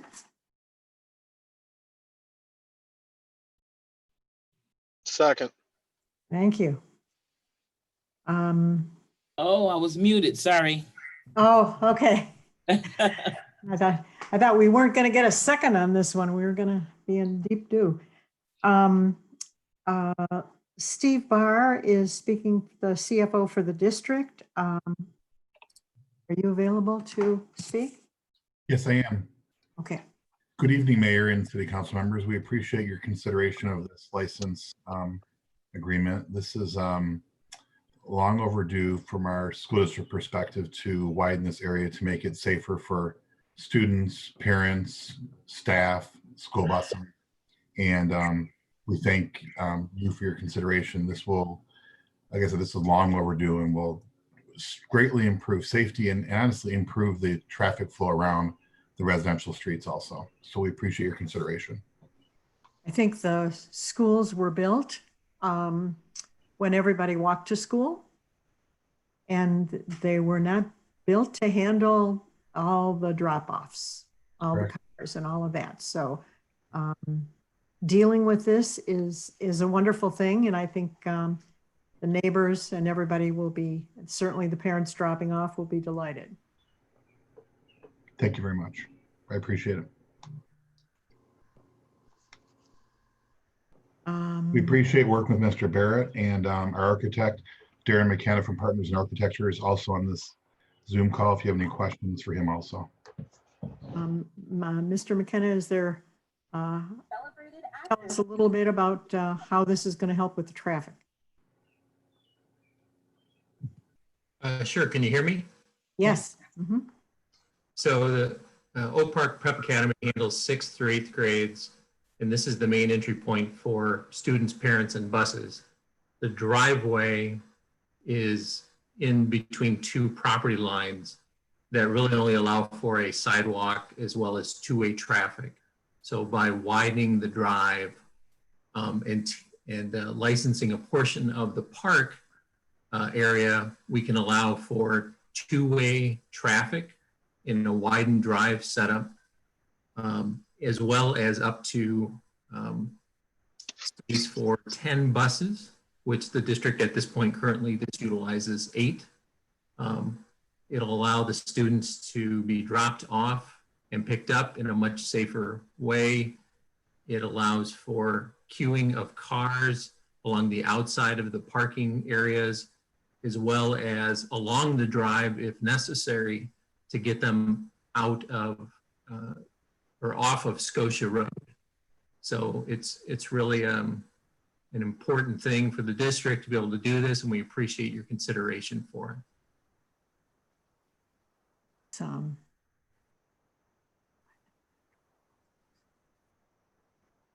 So is there a one-way queue? So right now, there's just one way in and one way out. This would allow for one way in, one way out, as well as queuing for buses, because right now the buses queue in the out lane. So it's tricky when parents are dropping off and picking up when buses are also in that out lane to get back out to Scotia. So this gets the buses out of the way, allows for vehicles to get in and out safely, and for the buses to be out of the way and up against that south sidewalk where the students are coming in and out and accessing those buses. So the other benefit is that during after hours events, it provides for some additional parking space, parallel parking space for those types of events again, and gets us additional parking. So we're gaining over 20 parking spaces for those types of events as well. So this is a result of a traffic study, correct? We worked with the district and looked at several different options to make this work. It's just based on everyday use, watching the congestion that could occur at times in the morning, in the afternoon when all of this activity occurs. And this is a way to get many more cars off of Scotia and queued up in a safe way for the students exiting from the parents' vehicles, as well as for the buses that are queuing up. So no official traffic study has been done, but it's definitely an improvement, and we're just looking for about 10 feet as a part of the agreement to be able to make this a safer situation. We'd like to see this at all the schools. Yes. Madam Mayor, Yes, please. if you look at the diagram that's up, there's a yellow line going through the left field of the ball diamond there. And that's the property lines. And just to note that we have a great relationship with Oak Park School District where we share properties, and we've been having recreation activities and using part of their property up there. And they agreed to remove some landscaping to make our left field usable. And all the trees on the south end, they added on to the project to create a little buffer between the bus lane and our park. Nice. Mayor, to address your last comment, my intention is to have a traffic study done in every school we have. Excellent. Because there's nothing more important than safety of children. So that's my intention this coming school year. That is great news. We need sunshine in a cloudy day. We needed some good news, and I think this is it. I appreciate the presentation. Thank you. Thank you. So let's see. So do we, Clerk Norris, do we have a motion? We do? We do. We're ready for a vote. Sorry, Madam Mayor, Member Weiss. just a quick question. Is Director Stasiak still on the call? Yes. Yes, I- So I just wanted to hear from Director Stasiak really quickly, since it looks like the majority of the development is going to be on the Oak Park land, but it does look like there is a small portion of parkland that will be paved. So I just wanted to hear from her if she feels like this plan works well with Key Park. Yes, Councilmember Weiss, I am very supportive of this project. We are looking to utilize Key Park a little bit more, but again, this is a Little League type field, and we still will be able to utilize the field and accommodate this project. So I'm very supportive of this project. Thank you. Are we ready to vote? Clerk Norris. Mayor Pro Tem Burns, I'm muted. Yes. There you go. Mayor McClellan, Yes. Councilmember Radner, Yes. and Councilmember Weiss. Yes. Motion carried unanimously. Good news. Thank you. Yes. And we're on item 14H. And I would also like Director Barrett to take this one. This is a request to approve an agreement with the Yeshiva Beth Yehuda to use MDOT property. Yes, good evening again. This is a very similar an agreement where, if you remember, on April 6th, I brought to your attention, and your approval is we had an agreement with MDOT for the city to use a portion of Victoria Park land in the purpose of having a sub-recipient agreement with Yeshiva Beth Yehuda schools, so they can use a portion of their land to complete their turning radiuses and expand their parking lot slightly onto the MDOT property. So before you is a recipient agreement that was completed by our city attorneys. It gives them permission to use that land that we are borrowing from and permitted to use from MDOT. It is recommended City Council approves the attached agreement drafted by our city attorneys and authorizes City Manager Eric Tungate to sign. Is there a motion to approve this agreement? So moved. Second. That's Radner and Weiss. So we have a motion approved and moved and seconded. Is there a map of this area just to see? Yes. Director Van Vleck, can you please pull that up? Pulling it up right now. Okay.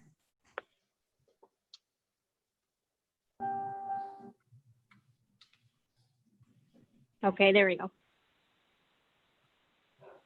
Oh, tiny. So the view you're looking at is actually north is west. If you have an option to rotate that, Crystal, a couple more times, so the red's on top. Okay, so that's the true view you're looking at.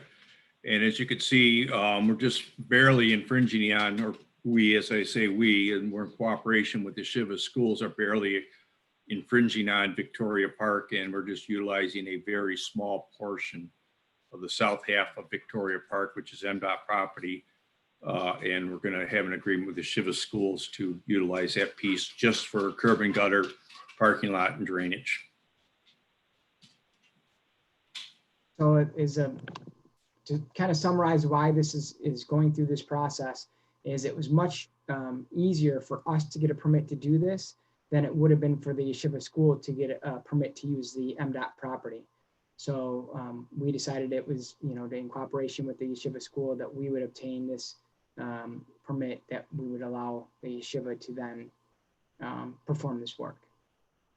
Yeah, so additionally, as I mentioned on April 6th, it was a significant fee that Yeshiva schools would have to pay to use that land if they permitted it directly from MDOT, but MDOT could lease or let us use that land for no cost. Unrelated, but on the, I guess, east side, that little drive, there's work on there also. Do you know anything about that?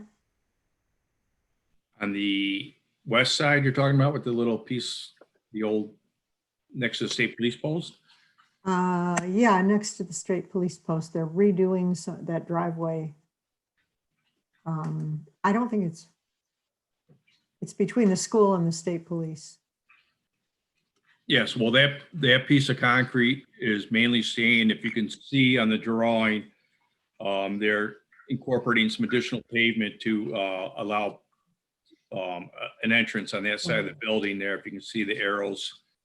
I'm not sure if, Crystal, if you can zoom in at that entrance right there, but it's just going to have a little additional access to the new yeshiva school. Wow. So you see it's going to flow some one-way traffic south at that entrance right there. Okay. Thank you. Madam Mayor. A question?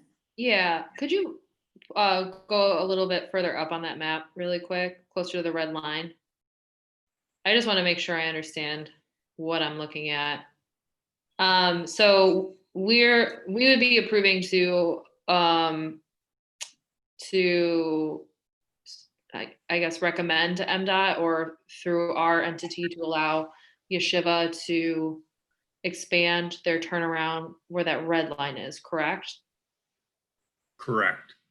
We have an agreement with MDOT, and they are totally understanding and know we're going to have a reciprocating agreement with Shiva Schools, and it's just a use of that property up to that red line right there. Okay, so the only question that I have then is it looks like that goes onto the sidewalk a little bit. Is that going to be repoured, repaved? Yeah. Okay. If it's probably just an oversight right there that it's just a butting up to that sidewalk. And we just, right before tonight's council meeting, we drew in them red lines just to give a good example and try to show where the expansion is going to. Okay, I just wanted to make sure that there's some sort of buffer between the car lane and the pedestrian walkway. Yes, we'll make sure that happens too. Thank you. Any further questions? Ready for a vote then? Mayor McClellan, Yes. Councilmember Radner, Yes. Councilmember Weiss, Yes. Mayor Pro Tem Burns. Yes. Motion carried. Thank you. Thank you. That's it for the city manager report. I would like to commend Assistant City Manager Kevin Yee, because this was a bear of a city council meeting, and did an outstanding job. Thank you, and thank you for everyone's patience as we work through a long agenda. We're going to call to the audience. Crystal Van Vleck will time, I believe, she's got an automatic timer going. 3 minutes. Please hold your comments to 3 minutes. We welcome everybody's comments. We are delighted that y'all are here. We're glad that citizens are involved in our city. And while I have you held captive here, the Friends of the Library needs your time and donations. Go to Zoom. There's Zoom information on Facebook, the Facebook page. There's going to be a donation button there, and also information about the meetings. Friends of the Library needs you, and we'd love to have you involved in making things better. Also, Oak Park Youth Assistance needs you, and we're going to have Cheryl Weiss talk during this audience, call to the audience time, briefly about the wonderful things they're planning and how you can help out. Cheryl Weiss, can we make you the first call to the audience person? Sure. Thank you, Mayor. First of all, good evening, everybody. I wanted to invite everyone to be a part of Oak Park Youth Assistance. This year, of course, because of COVID-19, a lot of plans have changed. Recreation is not during the summer camp. We're not having the traditional activities. So Oak Park Youth Assistance would like to help fill the gap in a small way. We're looking for people that would like to share their talents. If you, for example, are a karate teacher, you'd be willing to donate some time. We'll put that on Zoom or put you on Facebook Live and have that so kids can do that throughout the summer. If you like telling stories, if you can teach an art class, if you can do a sports activity. We're looking to fill the calendar this summer with activities by the community if possible. We're also looking, of course, for people to be involved in other ways, sharing ideas. Donations are always welcome. You can check out our Facebook page, Oak Park Youth Assistance, for any more information. We really want to help the kids. They've been through so much all this spring. The families have been through a lot too. We're looking at putting together some coping discussions for kids and for adults. We're looking to meet the needs of the community as best we can, but we have a very small board of directors and we need a small army of people to join with us. So we're hoping that you will take that into consideration. We'd love to have you. Anything you need, any more information, please contact me. I'm on Facebook or Youth Assistance through Facebook. Thank you so much. Right, Oak Park Youth Assistance or Cheryl Weiss on Facebook. We can set you up. And Friends of the Library, we need your help too. We'd love to have you get active in that one. Now, several people wanted to discuss. Please, can you raise your hand on if you go to, I think, the chat section, at the bottom of the chat section, it says invite or mute me or raise hand. That might be a good way for you to get recognized to talk. Is that Terry? You've got anything? Just to echo what the mayor said, sorry, this is Crystal. Anyone who has trouble with you should see the raise your hand on the bottom of your screen. Same if you're on your phone, it might be the 3 little dots, but there's an option to raise your hand and that's how we'll call on you to speak. If you have any trouble with that, feel free to use the chat function and let us know. We can call on you that way. And then I don't believe we have anyone joining us by phone. So everyone should have that raise your hand function. We would love to hear from the community. I did see that Terry Falcon did have her hand raised, so I'm going to go ahead and unmute her.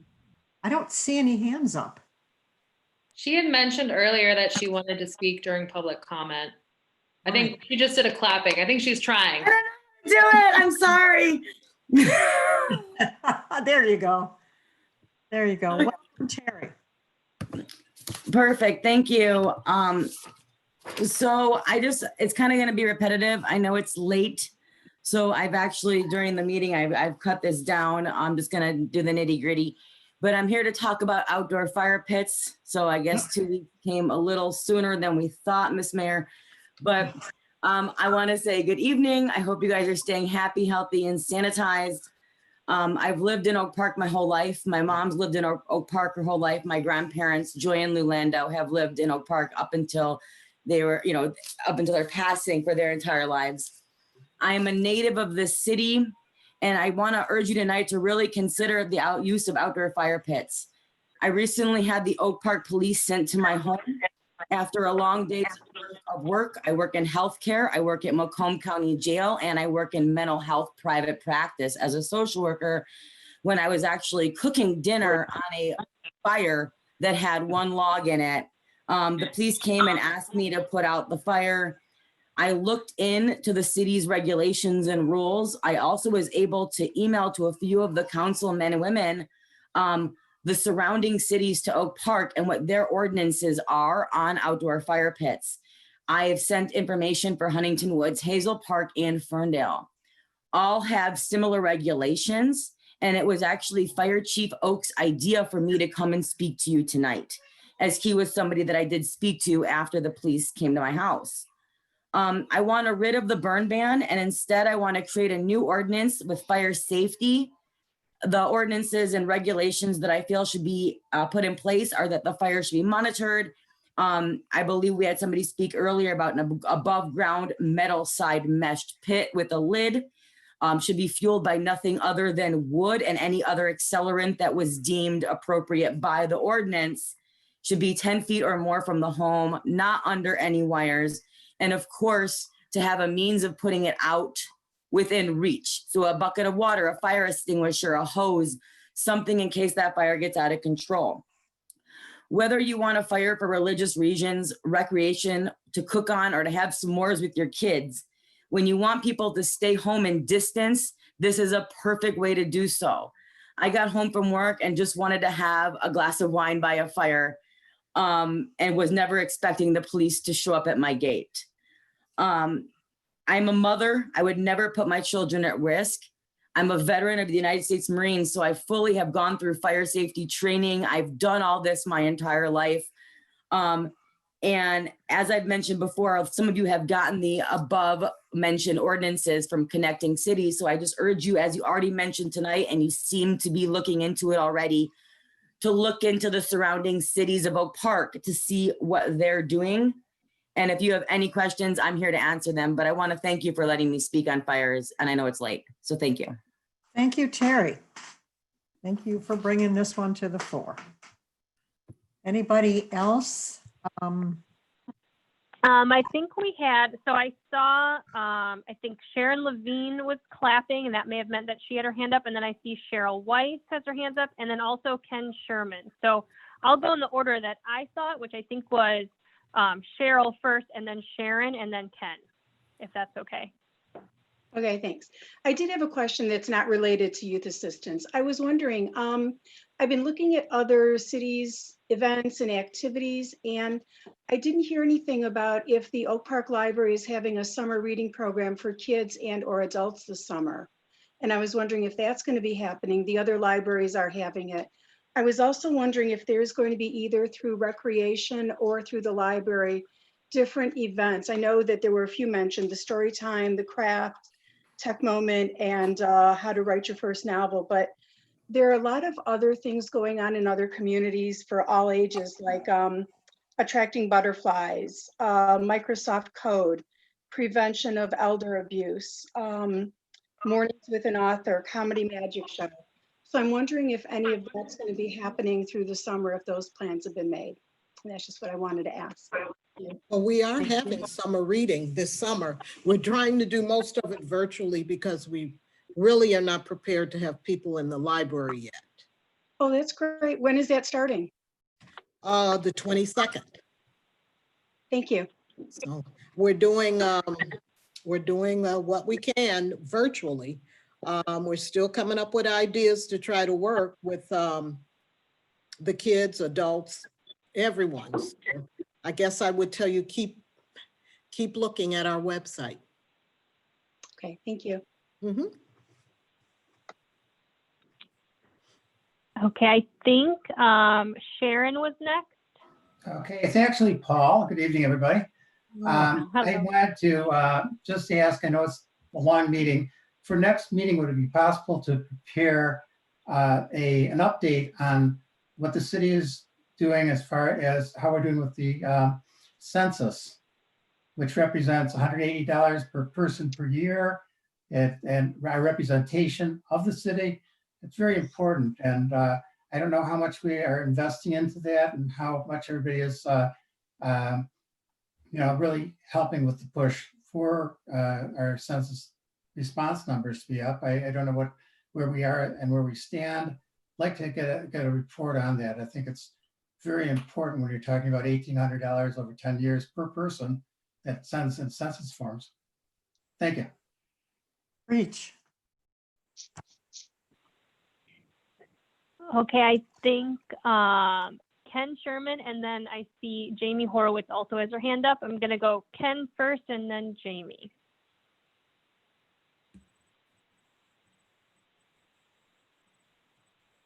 Oh. Ken, are you there? I'm trying to unmute you. I'm There you here. Can you hear me? go. Okay, we can. Good. Good evening. I have two questions. The first is for Director Barrett. My question is, I had a generator installed and the city was supposed to come out in March to do the inspections, which obviously got canceled because of the pandemic. My question is, will the city be contacting me once things are settled to reschedule, or how does that work? And then my second question is for Mr. Yee. I wanted to know on the water rate revisions, how do apartment complexes in Oak Park figure into this? Thank you.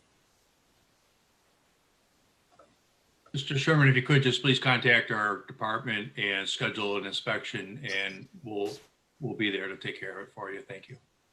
Thank you. As for stormwater charges, they work the same as any other property.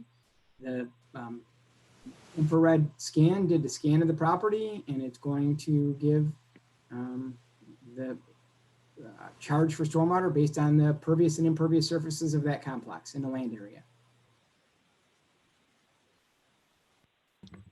If you own an apartment complex, or if an apartment complex owner wants more details, they can contact, as the Deputy Finance Director Jamie Winters had said, contact either the water department or the engineering department for more details.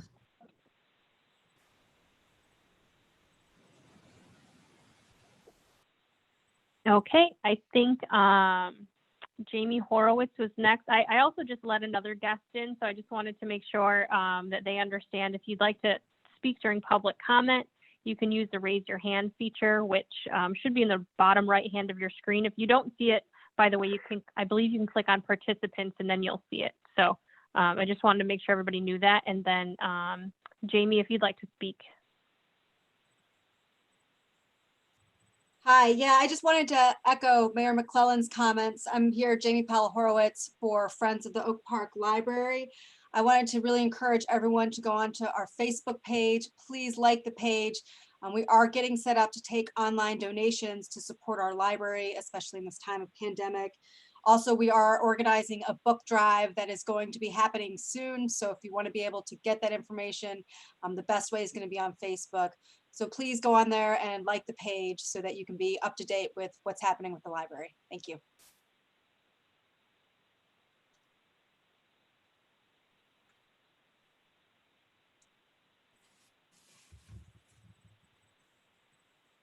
Is there anyone else that would like to participate in audience participation?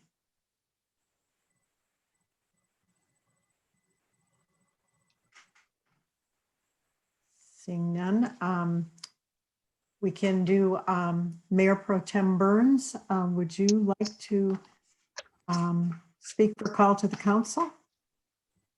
Thank everyone for participating this evening. Please be careful and handle yourselves accordingly. Just because the governor has opened up certain businesses, please still be safe in your transactions with the public. Please mind the social distancing and please wear your mask. And then be healthy and stay safe. That's great. Councilmember Radner. Good night, everyone. Chatty as always. Councilmember Weiss. Good evening, everyone. First, just really quick, a comment to Paul Levine's question about the census.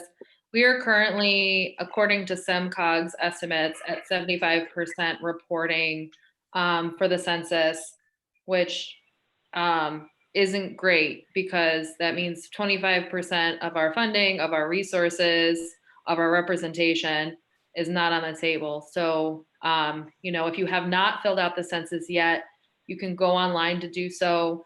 You don't need, if you should have gotten several items in the mail, if you don't have access to those, you can still complete it with your address. But it's critically important that you do so. And if you have neighbors or anyone else who you think, may struggle with doing that, or just reach out to your friends, neighbors, make sure that everyone knows that how important it is to complete that census. Secondly, last Sunday, there was a peaceful demonstration in Oak Park in remembrance of what happened to George Floyd, and to call for racial justice and equity, and end to police brutality, and to support Black Lives Matter. I was there, as well as Councilman Radner. I think Councilman Edgar was there. I didn't see her, but I believe she was there as well. Obviously, there are several of our public safety officers who were there. And I was just very proud of the way that our community came together to demonstrate for that really important cause, and call out for racial justice and equity. And I was also proud of our public safety department for ensuring that that march was safe, that protesters were protected from vehicle traffic, and for also, participating by actually taking a knee during that demonstration. There are a lot of points of pride in our city. Our public safety department is definitely at the top. And so I just want to appreciate Director Cooper and everyone who helped participate in that march, plan it, and make sure that that went well and everyone was safe. Thank you, everyone, and have a good night. Thank you. I'd like to echo Councilmember Weiss and say when protesters came to Oak Park June 6th and 7th, rather than being met with tear gas and rubber bullets, they were welcomed by Public Safety Director Steve Cooper, who made sure everyone had free water bottle, free mask, and of course, free ice cream. I think that maybe it's just because I'm the mayor, but I just think that we have a model department as far as public safety and community policing and outreach to the community. One of the examples of that was during the lockdown.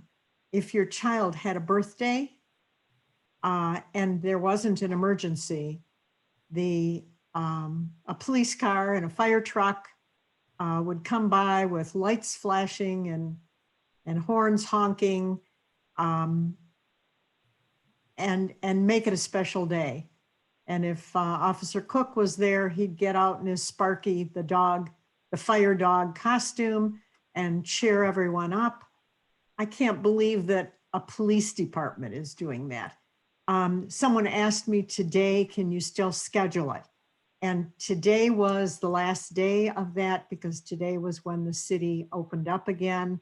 And so that option isn't open, but if you were able to take advantage of it, it was memorable. Other small items, if you've been driving by the 696 expressway, you've noticed that the retaining wall that had been crumbling for years,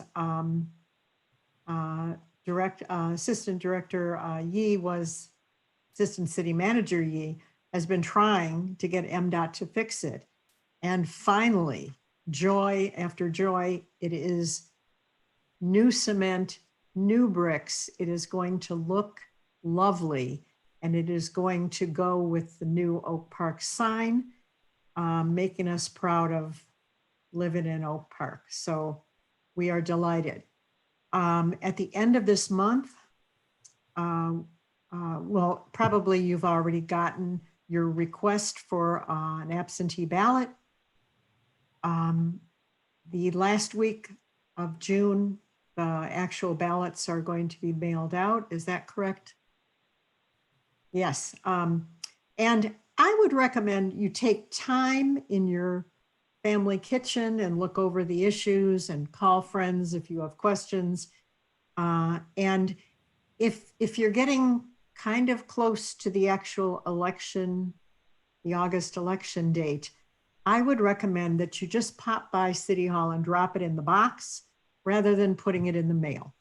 I think that's a guarantee that your ballot gets into City Hall without, I know that the post office has been underfunded for a long time, and